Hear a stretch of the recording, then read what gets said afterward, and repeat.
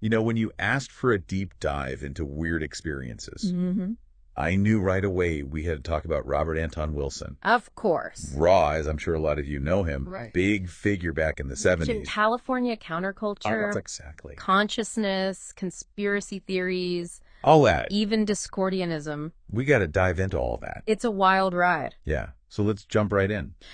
So with Ra, he didn't just study this stuff. Right. He lived it. Yeah. He went through some really unusual experiences, even some challenging ones. Huh. And so that's what we're going to unpack today. Okay. How he integrated those experiences, what we can learn from him, especially now when conspirituality is so big. Conspirituality, that's such a good word. Yeah. Okay, but before we get into Ra's journey, Yeah. what is Discordianism? Right. It sounds like something from Star Wars.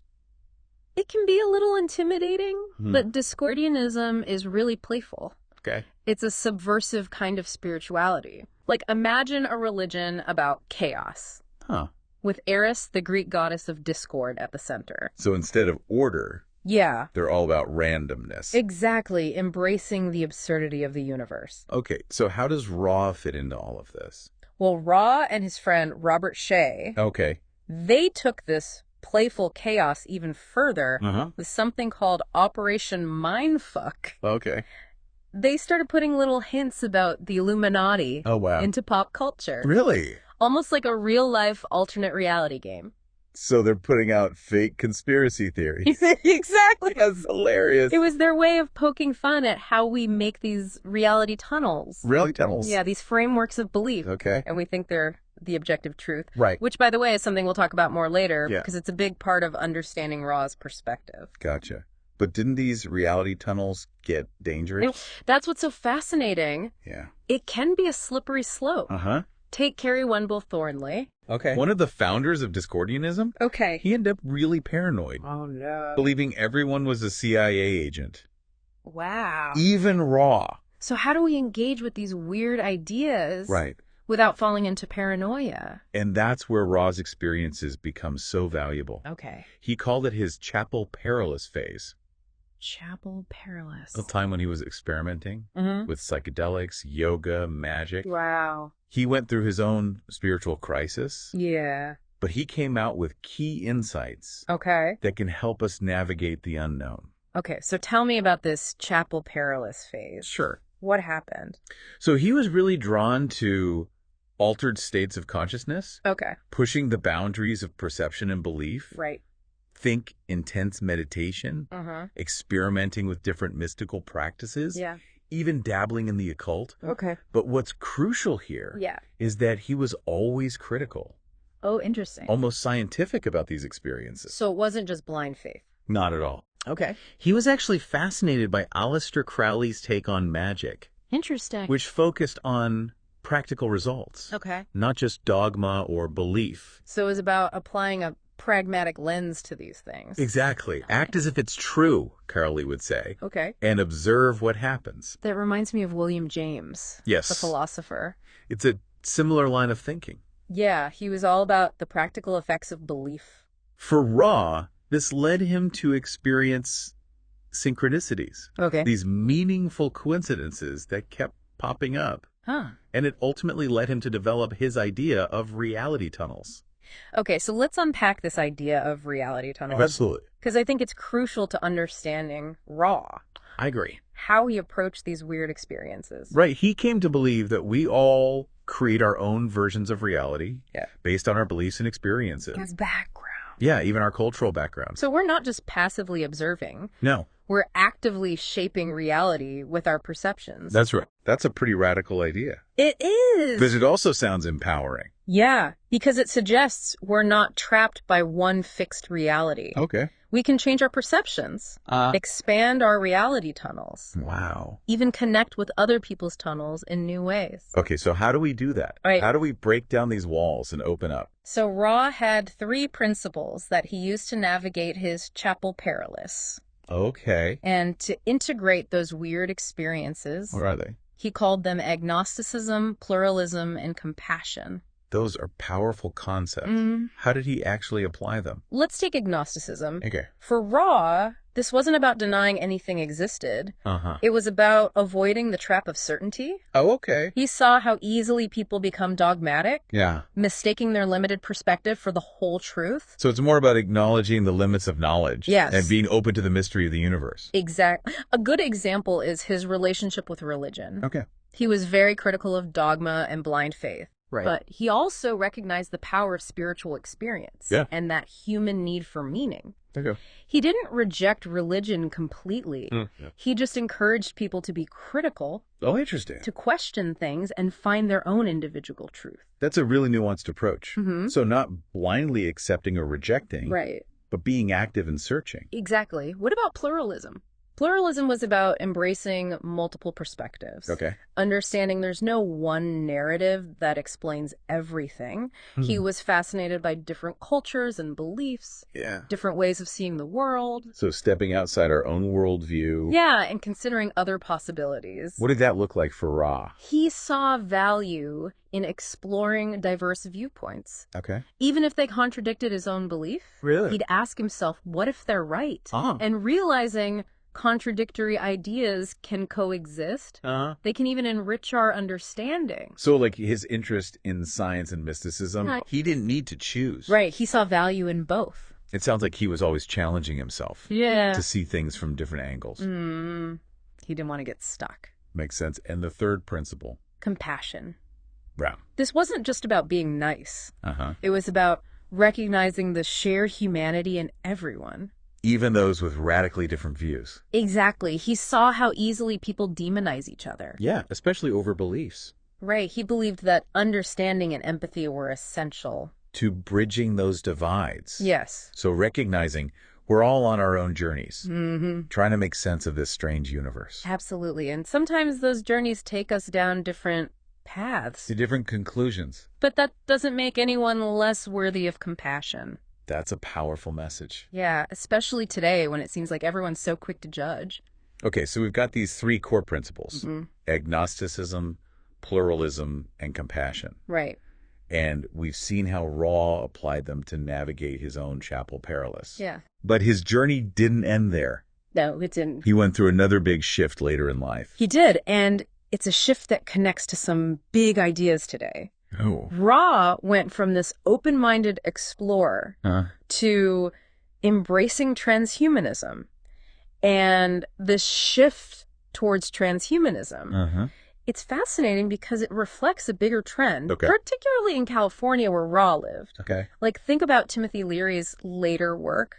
He was all about space migration and human potential. Right. And even Silicon Valley today. Exactly. All that talk about life extension and uploading consciousness. It's all connected. So what is transhumanism? Right. For those of us who don't know. It's basically the belief that we can use technology to go beyond our current human form. To like enhance ourselves. Yeah, enhance our abilities. Physically and mentally. Exactly. Maybe even achieve immortality. It's like something out of science fiction. It is. But I can see the appeal. Yeah, especially for someone like Ra. Right. Always pushing boundaries. And for him, it wasn't just theoretical. He went through a terrible tragedy. What happened? His daughter Luna was murdered. Oh, wow. And in his grief, he decided to have her brain cryogenically frozen. Oh, wow. Hoping one day in this transhumanist future she could be brought back. That's heartbreaking. It is. But also really makes you think. It speaks to that human longing for connection. Yeah. For overcoming loss. Right. Transcending our limits. It shows how even someone like Ra, who is so intellectual and critical, could be drawn to this belief system. It offered hope. Yeah. A promise of overcoming death. It really makes you think about the nature of belief. It does. Even the most rational minds can be swayed by emotion.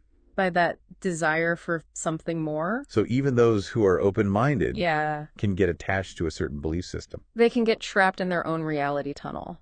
So how do we know if we're trapped? That's the question, isn't it? Yeah. Ra believed the first step is awareness. Recognizing that we all have these filters, these biases that shape how we see things. So being more self-reflective. Yes. More critical of our assumptions. Exactly. And then actively seeking out different perspectives. Okay. Challenging our beliefs by exposing ourselves to new things. So like reading books by people we disagree with. That's a good one. Talking to people from different backgrounds. Yes. Traveling, experiencing new cultures. All those things can help expand our reality tunnels. And it's not just intellectual. Right. It's also about experience. It is. Trying new things. Pushing our boundaries. Getting out of our comfort zones. This is where Ra's interest in altered states comes in. So psychedelics, meditation. Things that shake up our perception. He saw these as tools. Yeah. For breaking down those mental structures. For breaking those habits of seeing the world. But he also said to approach them with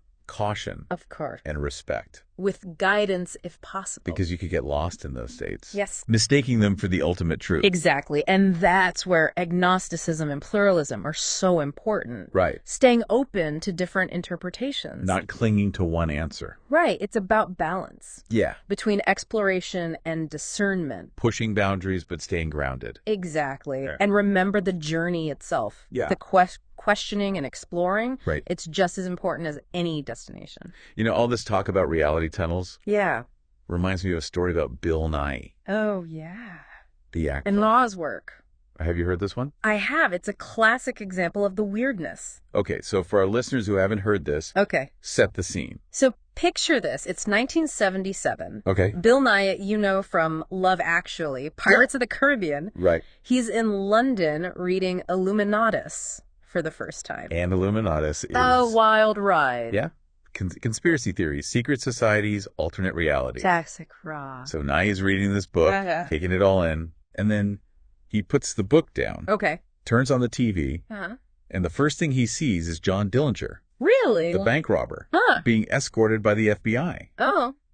A little strange. But coincidences happen. Wait. Then he flips the channel, and it's a close-up of a dollar bill.